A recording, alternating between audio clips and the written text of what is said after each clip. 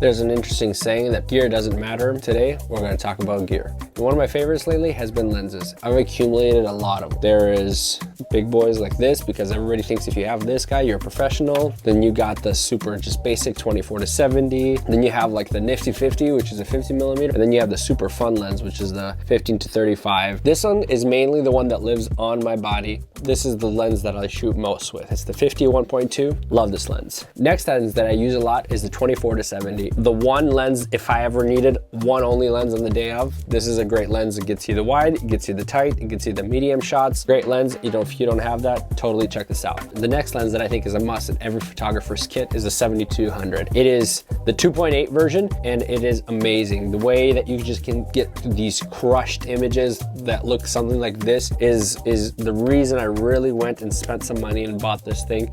I've never regretted it. I use this lens a ton, especially after I bought it, and I love it. So if you don't have one, you should pick one up. And then one of my recent purchases is this 15-35. You get some crazy wide shots like this.